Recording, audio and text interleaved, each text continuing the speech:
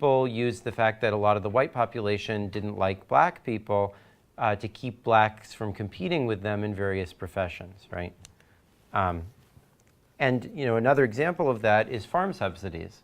So farmers, to defend farm subsidies, use this idea of the yeoman farmer is the heart of the American nation, and Thomas Jefferson and so forth.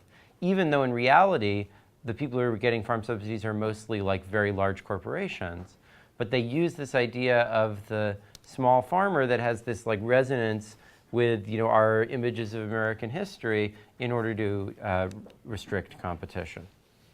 Okay. Another thing that he argues is that there are many fewer doctors than there are people who use medical services. And Charlie, son? Is Charlie here? No? Well, does anyone else remember why he thinks it's important that there are so much more? What's your name? Matthew. Matthew. Well, he mentioned that it's true of many professions. The people who produce, Yeah. so let's say a surgeon or a barber or a veterinarian, Yeah. that's like their life. Yeah. They spend, let's say, 10 hours a day working just that. So any government intervention there is going to really affect them. Yeah. But for someone who maybe goes to the doctor 3 times a year, Yeah. it's important, but they're not really going to be thinking about it. So they're not necessarily going to have a lobbyist group that they're willing to put a lot of time and effort into. Yeah. Yeah, that's absolutely right. So consumers have much less incentive to defend against abuse of regulations.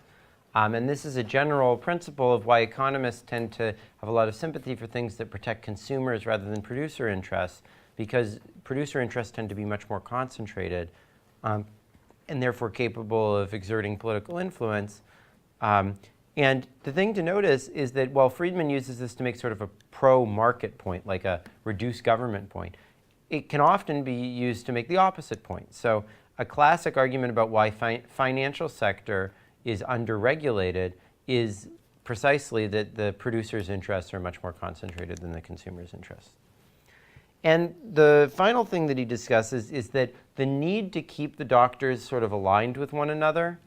Similarly, I think with a lot of arguments that are made about teachers' unions, in order to keep solidarity among them, they both try to reduce inequalities among doctors, which reduce incentives for people to be really high quality and to really innovate, and reduce changes that would disrupt their ability to control what happens in the industry.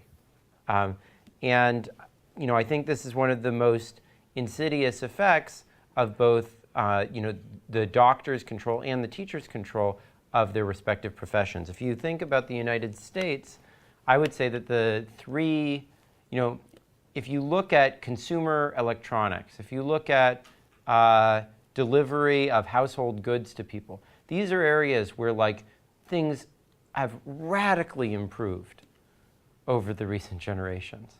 If you look at education and health, these are areas that have gotten more expensive and arguably lower quality sort of consistently over the last 100 years. And I think a lot of people would argue that that's because there are these entrenched elites who are opposed to changes in the technology that would disrupt their control in these sectors. That's, I think, what's made the argument that Friedman's making even more urgent in recent years. Okay, so as an alternative to the current system of licensure, what does Friedman advocate in the article? Joseph Mim? Oh. They said J. Mim. Sorry. Oh, you're Joseph Mim. Oh, okay. Sorry, yeah, it's Jae-Min Cha. Who's Jae-Min Cha? Is there a Jae-Min Cha here? I'll be him too, I guess. Okay. Well, yeah, you're Joseph Mim. Yeah, Joe Mim. Okay, cool. Yeah, go ahead, Joe. He advocates certification, so it's a way to Yeah. do the same thing and show that someone may meet quality standards, but it also gives the consumer the ability to choose which he wants and to differentiate if they want to go to the high quality doctor and pay more or the Yeah. low quality. That's exactly right. So he says that certification makes sense, and that this is actually a broader point, that whenever there is some piece of information which it's very hard to keep quiet, like whether a doctor is good or not, it can make sense to give either subsidies or even government provision of that information. Because once the information is available, it's available free to everyone, and therefore it's very hard for people to to earn profits off of that. Therefore, the private sector is unlikely to supply it efficiently. And that's why he thinks it makes sense to have the government certify people, at least potentially. But that certification is much less likely to be corrupted than is licensure for two reasons. First of all, consumers always have the choice to go to the uncertified sector, and that's directly beneficial to consumers because it expands their choice, but more importantly, maybe, it disciplines the system to make sure it continues to serve the consumer's interest, because if it stops serving their interest, they start distrusting it and they move to the other system. Okay, so Kevin Chan, what do you think are some of the potential applications of Friedman's logic to the world today? I mean, aside from like his advocation for like moving the health systems licensure into certification. Well, yes, I mean that's one, but like, what do you think are some of the problems that are going on in our current medical system, or can you think of, what do you think are some of the consequences of the problems he's identifying? Or one example I think he gives is that there's certain tasks in like health professions that you don't need to be a fully certified or I guess licensed doctor to perform. Yeah. That you can kind of have other skills, kind of like operating certain machines or those tasks that don't require kind of all this licensure, but currently the only people who are qualified to perform those tasks are those same people who are fully licensed doctors. Yeah. And that increases costs for consumers for the same reason that there's like a low supply of them. Absolutely. There doesn't need to be that same barrier to entry because those skills aren't the same ones that you need as a full doctor. Yeah, I think that's a great example. I mean, so I actually have a story about that. So my wife got hit by a car only a few months after I started dating her back in my freshman year of college. And we were in Los Angeles, and they took her to the hospital, and she waited for about 6 hours with an open wound to get 3 stitches put into her lip. Because in California, scope of practice regulations say that a nurse is not allowed to put stitches into your lip. Now, not only do I think you don't need to be a doctor to put stitches into your lip, I'm almost sure that any reasonable nurse would be better at putting stitches into your lip than a doctor would be, given that nurses spend all day doing like stuff with their hands, and doctors are supposed to be like, like a professor more or less, right? And but in California, because of the restrictions put in by the Medical Association, it's very hard to do that. And that's one of the huge reasons, I think, why the medical system is enormously costly in this country. Because there's all sorts of services that we're waiting on very, very scarce doctors to perform that could be performed in all sorts of other ways at much lower cost. Another, I think, really good example of this is it really makes no sense what most of your interactions with doctors are like. So what is your typical interaction with a doctor? You go in, you describe some features of yourself to him, like I'm coughing in the following way, I've got this fever, whatever, which are basically all just like data. And he, on the basis of maybe 300 patients that he's seen in his life, or maybe 1,000 if you're lucky, comes to some judgment about what would be the right thing to prescribe to you, right? Now, if you think about it, 1,000 is a lot of people to have seen, but it's nowhere near the 50 billion people that have ever been treated by a doctor anywhere, right? So if you could put all that information about all those patients and what happened to them and so forth together, you would have just tremendously more ability to predict what would be in people's best interest to be prescribed. And in fact, there was a study that was done by a colleague of mine at Stanford, which showed that if you look at doctors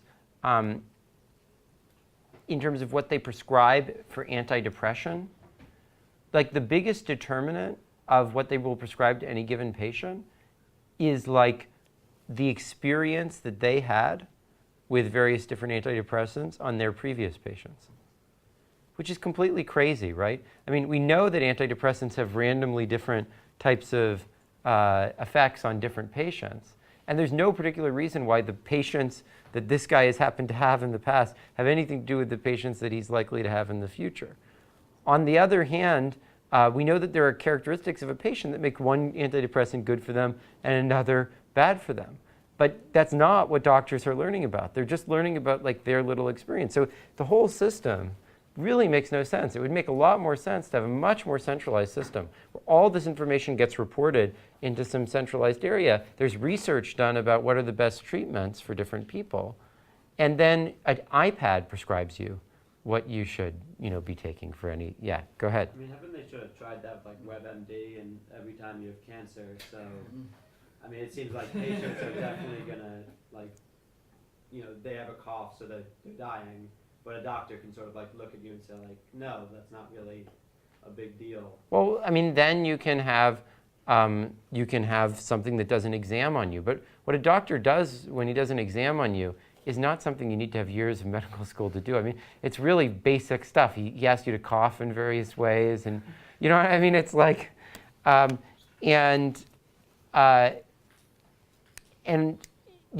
think the reason why we don't have that system, which I think would give you much better health outcomes and would be much cheaper, is that it would totally disrupt the whole way the AMA is set up. I mean, it would be enormously disruptive to their whole business model. It would probably reduce doctors' salaries in the end as well. But even more importantly, it would just be like total disruption for them. How would they manage that? How would they get all their members to support that, given that they're used to a different thing? I think it would just be, a huge problem. Yeah, Joe, go ahead. I guess I may be slightly biased because Yeah. my parents are both doctors. Yeah. But it's also, the system is, I guess, from Florida, we're a very old population, so they Yeah. deal with a lot of Medicare. Yeah. So it's through Medicare, they're able to shop around. And if they go to Dr. A who says, you just have a cough, there's no point of giving you this. Yeah. They can just go to Dr. B who every 6 months gives them a new drug that's paid for by Yeah. the government. So it's almost, they don't bear any of the costs, so they get to. Yeah, so I think that that's true as well. I mean, there's lots of other inefficiencies in the system, but I think all of these sort of call for a much more centralized system, in my view. And so, the interesting thing is that I think Friedman identified a huge inefficiency for which he called for a much more free market solution. But I actually think perhaps the right solution to the problems Friedman identified is actually a much more centralized system, just not one controlled by the doctors' cartels. So, yeah, sorry, what's your name? Connor. Don't you think there's an extent to which people prefer just like having a human that they go and talk to, who they could potentially hold accountable, or just has a closer connection to them, rather than some just like devoid of personality program? Yeah, maybe that's true, but the question is, how much are they willing to pay for that? If they were really forced to pay, I mean, it's sort of like, would I rather go on Google, or would I rather like go to my librarian and ask her to give me the information? Well, maybe if my librarian can do almost exactly the same as good of a job and I don't have to walk to the library to access her, I prefer that. But if for, zero cost, I can get a much higher quality result from a computer, I think people would pretty soon change their tune. You know what I mean? Yeah, go ahead, David. So Yeah. there's probably been some study done on this, but how do you feel about like maybe the decreased wages as a result of this kind of policy? Yeah. Kind of decreasing the amount of talent that goes into the field as well. Yeah. And especially in the fields that are kind of maybe require a little bit more of preparation and maybe technical skill knowledge like surgery, Yeah. internal medicine, those kind of things. Well, I mean, I think that that's a great question, and I actually think that when you disrupt a cartel like this, you actually get the opposite effect, because what happens is that the cartel has had to contract salaries in order to keep everyone on board with not doing things that are disruptive, and that if you start to actually disrupt the cartel, what you end up getting is maybe someone who's super, super successful and finds a better technological way